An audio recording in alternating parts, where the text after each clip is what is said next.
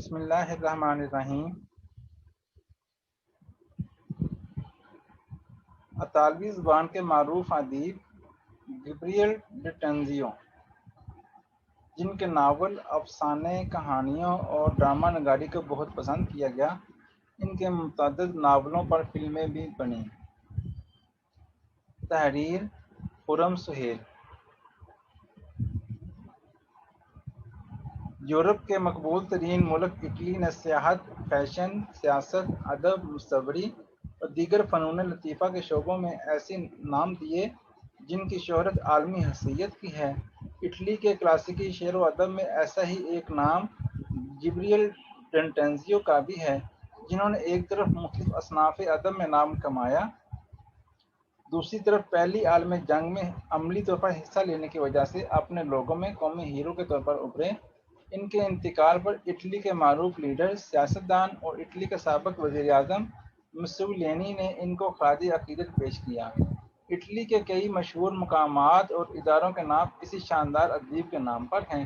ان کا ذاتی گھر بطور میوزیم موجود ہے، جہاں اٹلی اور دنیا بھر سے مداحوں کی ایک بڑی تعداد آتی ہے۔ ان کے تخلیق کیے ہوئے ادب کا تاحال طوطی بولتا ہے۔ اطالوی زبان کے اس معروف ادیب کی پیدائش کا سال 1863 ہے، جبکہ انتقال کا برس 1938 ہے۔ اطالوی ادب میں 1889 سے 1910 تک کے عرصے میں اپنے تخلیق ادب سے ایک نمایاں مقام حاصل کیا۔ اس مخصوص عرصے میں خود کو بھرپور طور سے سرگرم رکھا اور ایک کے بعد ایک تخلیقی مظاہرہ کرتے چلے گئے۔ صرف یہی نہیں، بلکہ جب ان کے ملک پر جنگ کے بادل منڈلائے، خاص طور پر پہلی عالمی جنگ شروع ہوئی، تو انہوں نے بھی بندوق اٹھا لی اور اپنے ملک کی حفاظت کے لیے میدان جنگ میں اتر آئے۔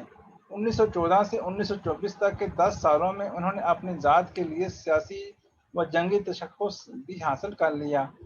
گبریل ڈٹنزیو نے کئی ادبی تحریکوں کا اثر بھی لیا اور ان میں اپنا حصہ بھی ڈالا۔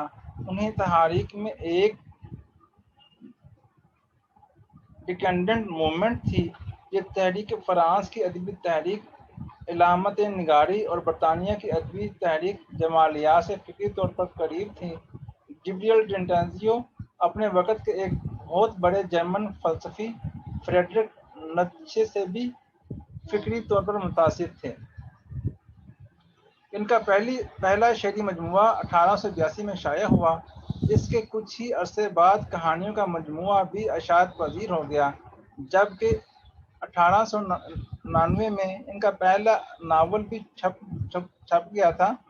گبریل ڈٹنزیو نے اپنے پورے ادبی کیریئر میں جو تخلیقات کیں، ان میں 7 ناول، 6 شعری اور 3 افسانوی مجموعے شائع ہوئے۔ ان کے علاوہ 8 ڈرامے اور 4 سوانحی تحریروں کے مجموعے چھپے۔ انہوں نے ایک فلم کا اسکرین پلے بھی لکھا، جبکہ ان کی زندگی پر 1985 اور 2020 میں 2 فلمیں بھی بنی۔ ان کے تیسرے ناول دی انٹروڈر کا ہم نے انتخاب کیا ہے۔ اس ناول کا پہلا انگریزی ترجمہ 1897 میں ہو گیا تھا۔ 1912 میں اس ناول پر ایک فلم بھی بنائی گئی۔ ایک اور فلم دی انوسینٹ ہے۔ اٹلی کے معروف فلم ساز لچینیو وسکونٹی نے یہ یادگار فلم بنائی تھی۔ انہوں نے اس فلم کا سکرپٹ بھی 2 دیگر فلم نویسوں کے ساتھ مل کر لکھا اور سینما کی اسکرین پر اپنی ہدایات سے بھی اس ناول سے انصاف برتا۔ اس فلم کی پہلی نمائش 1976 میں ہوئی تھی۔ یہ فلم اس لحاظ سے بھی یادگار ہے کہ اس فلم ساز کی یہ آخری فلم تھی۔ اس کے بعد ان سے زندگی نے وفا نہ کی۔ اس فلم کے تمام شعبوں بشمول اداکاری، موسیقی بے حد متاثر کن کام ہوا۔ یہی وجہ ہے اطالوی سینما میں اس فلم کو ایک اہم تخلیق تصور کیا جاتا ہے۔ 2020 میں گبریل ڈٹنزیو پر سوانحی فلم ٹویوٹا ٹو کیٹیوو کے نام سے بنائی گئی ہے۔ اس کو دیکھنے کے بعد یہ آگاہی ہوتی ہے کہ کس طرح انہوں نے اپنی زندگی کو ذات اور تخلیق کے درمیان تقسیم کیا۔ ایک طرف تخلیقی، منتشر خیالی اور جمالیات کا بھرپور اظہار کیا، دوسری طرف پہلی عالمی جنگ میں بارود اگلتے ہوئے میدان جنگ میں بے خوف و خطر کود پڑا اور ایک قومی ہیرو کا مقام حاصل کیا۔ عالمی ادب میں یہ ناول اور عالمی سینما میں اس پر بننے والی فلم ایک اہم اضافہ ہے۔ اللہ حافظ۔